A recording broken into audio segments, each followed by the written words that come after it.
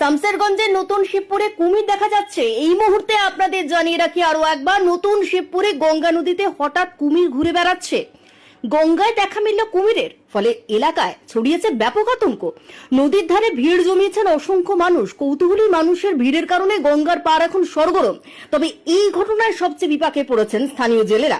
কুমিরের ভয়ে তারা আর নদীতে নেমে মাছ ধরতে সাহস পাচ্ছেন না। স্থানীয় বাসিন্দাদের দাবি, গত কয়েকদিন ধরে গঙ্গার জলস্তর বেড়েছে এবং ভাঙন তীব্র হয়েছে।